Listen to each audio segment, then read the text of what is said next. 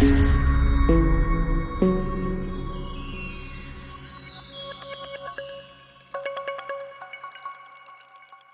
niyo bugingo budashira, bakira Imana kugira ngo bazobeho ubugingo budashira. Twakiriye Yesu ntazoshira ariko azoduha ubugingo budashira bw'amahoro ku Mana. Rero ubugingo turiteze ko butangwa ku batagira ubuzima.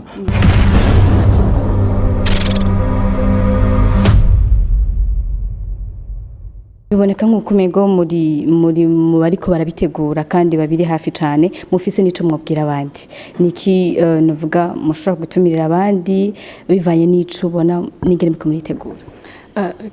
Nashaka gutumirira umuntu wese nkuko nandi bari babivuze azoba ari ibintu bya intéressant nk'umuntu yifuza kumenya plus ivy'Imana nk'umuntu yifuza kumva nkuko mumvise iteme ivuga the source of life aje ahishikire kuko bavuga ngo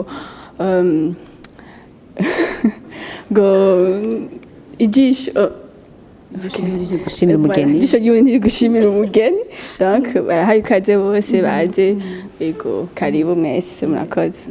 Namwe muri bamwe basanzwe bariko barabitegura novuga mu iryo shengero biboneka vy'ukuri ko hari ikintu ko ingene muriko muritegura n'ivyo mushobora kubwira abandi mutari kumwe ariko bifuza ko haba nikyo babwira special nkuko twabonye ko ari special conference. Nk'ikintu novuga nuko ibintu bidasanzwe nkuko mubivuze na mwebwe ikintu kiri special aho ubugingo buzotangwa nkuko ijambo ry'Imana rivuga ngo muri we hari mu bugingo kandi ubwo bugingo bwari umuco w'abantu. Rero ubugingo turiteze ko butangwa ku batagira ubuzima buzotangwa cyangwa ku batagira ivyizigiro ahantu higize ingwara ndanse canke ibindi ubugingo buzotangwa. Ico ndaciteze rero ndatumiriye umuntu wese turabahaye ikaze ego murakoze. Namwe nk'umwe mu bariko barategura iyi conference umuntu avuze ngo ubuzima buzotangwa bashatse kuvuga iki canke nk'abariko baradukurikirana bifuza kuzoza bumva iki batahura iki? Okay, ico batahura sikini nuko Yesu Kristo yaratanzwe kandi impamvu yatanzwe kubw'ivyaha byacu atangwa kandi kubw'ingwara zacu yaraje kugira ngo by'ukuri duhindure ubuzima benshi aho hanze navyo bazi.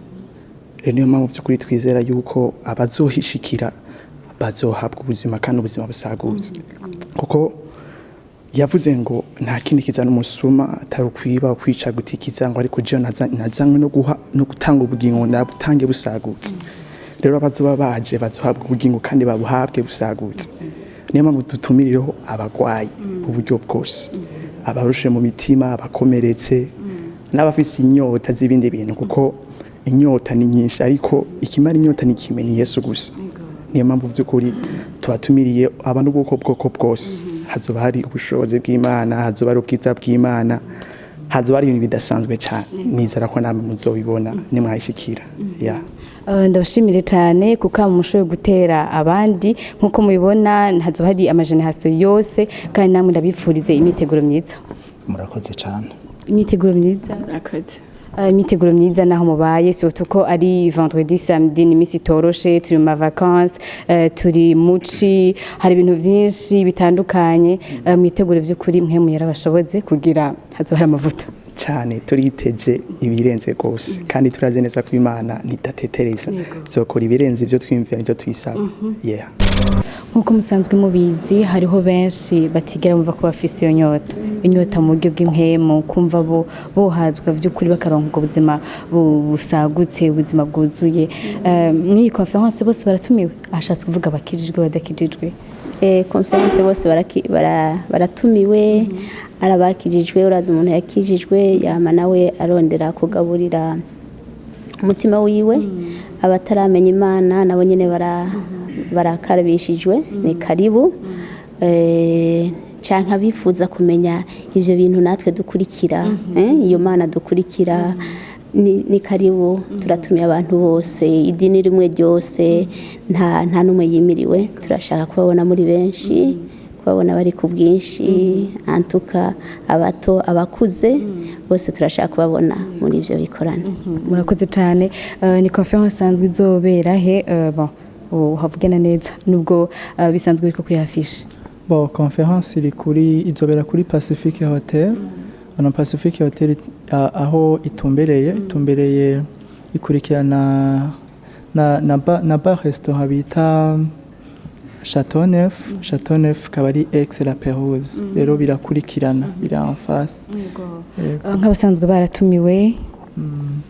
Bo abasanzwe baratumiwe uyu munsi hariho Arcelo Twins, koga w'amahasa ari imbere muri Vivante, akaba na RTN nayo ni groupe y'abarapeur yo muri CLG. Bon, tubashimire cyane kubona mwiyumviye kino gikorwa kugitanguza kandi tunabatera n'intege twizeye ko ari ikintu kizobandanya. Yego turizeye ko bizobandanya kubera icyo Imana itanguye irakibandanya.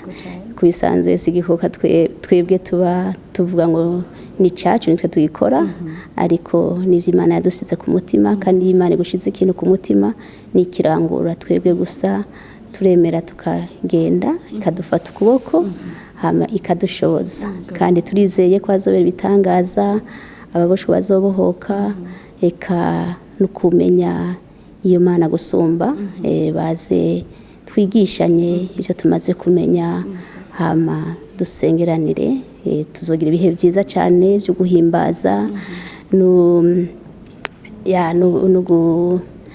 gusenga abagwayi bakire ego antuka bizo ari byiza cyane ababishoboye no kuhashika n'amasaha meza cyane yo kumugoroba abantu bavuye mu kazi umuntu azenyene n'umutima muzana imitima yiteguye kubera muzo kwakira ayo mazi y'ubugingo. Murakoze cyane namwe tubashimire cyane kandi tunabatera n'intege tunabifuriza imyiteguro myiza. Murakoze cyane namwe. Namwe banywanyi wa Black TV tubashimire cyane ko mwari kumwe natwe tunabatumira cyane kuja muri iyi conference kuko mwumvise ko iri special. Tunabashimire cyane kukuntu mandanya mubana natwe tubasaba kugira amakommentaire kugira amapartage kugira vy'ukuri tubandanye dukora ivyo mushaka ko tuhari ku bwanyu murakoze.